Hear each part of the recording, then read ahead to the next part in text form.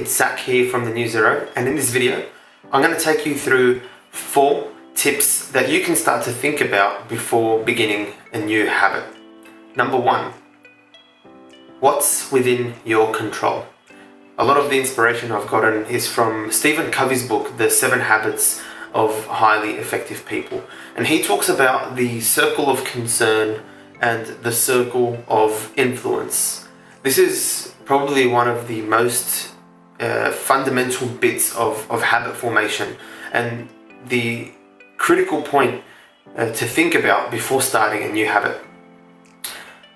More often than not, when we look at habits or when we look at what we would like to achieve, there are times where we can get caught up with things that are not within our control. The important part of habit formation is to look at what you can directly influence. Things like the weather will fall under things that are within your circle of concern.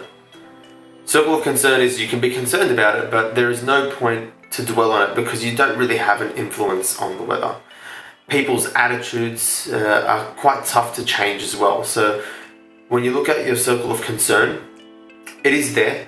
You can pay attention to it, but worry more about the things that you can directly influence, the actions that you can take that are in your control. Stephen Covey also refers to the outside in or the inside out approach. It's to look at issues in a proactive way. When you have an outside in approach, you're thinking more about the things that need to happen so that you can take action.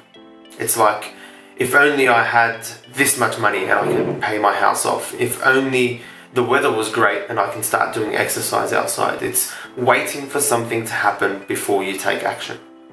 Whereas the inside out approach is you being proactive and actually taking that first step. It's understanding that no matter what happens, I've got a safeguard in place. If it's raining outside, I might do my exercise inside. There's plenty of things that you can do to factor in what's within your control. Tip number 2, break down your day. It's sometimes so difficult to understand how you can make changes until you really find out where they can slot in. Sit down, take some time out of your extremely busy schedule and just write down what the average day looks like. We know that sometimes it can be quite difficult to manage your day. Some people have families that they're looking after, some people have really stressing jobs, but everyone's got time. No one can ever say that I haven't got time. You just choose to spend it in a particular way. So break down your day. From the moment that you wake up, what's the first thing that you do?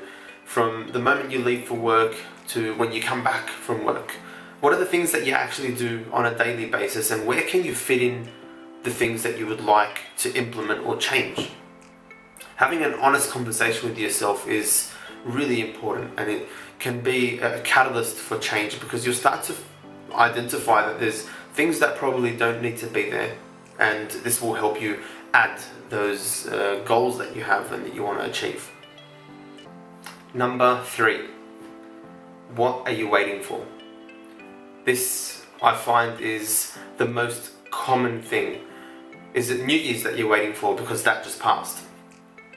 Is it a certain milestone? Is it for something to happen? Is it a particular event that you're waiting to pass before you begin your journey to success?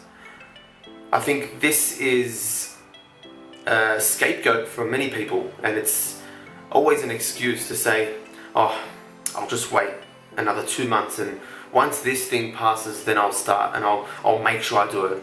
On Monday, I'm going to start reading, or I'm going to start exercising. On New Year's Day, I'll start making sure that I treat people with respect, or whatever it is that you're looking to achieve. Don't wait. Motivation could help you start, but it's not going to help you remain consistent. Motivation will fluctuate.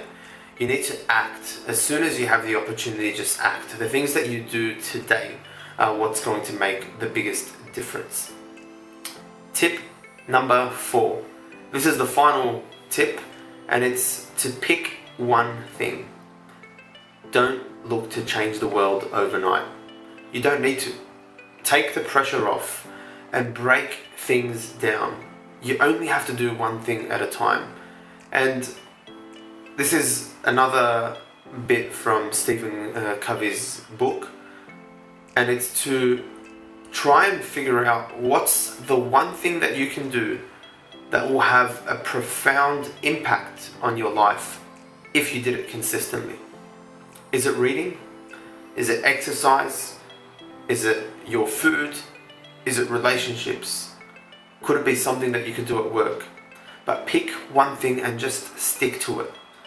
You all know that you have it within you to start something and remain consistent, but sometimes things just stop you from doing it. And that's a lot of the reasons behind that, is that we put a lot of pressure on ourselves to do everything at once. No one is watching over you. You don't need to worry about having the perfect amount of food every single day and working out all the time and getting better at your career and studying for 5 hours a day. None of this is realistic, but just start with the basics and just remain consistent. Consistency is the key. That's it for this video. Next week I'm going to try to talk about some of the things that I've learned and a little bit of my background and my story, so that you guys can understand where all of this information is coming from. Thanks for watching, and please leave comments down below and subscribe if you haven't already done so that you don't miss out on any of the weekly videos.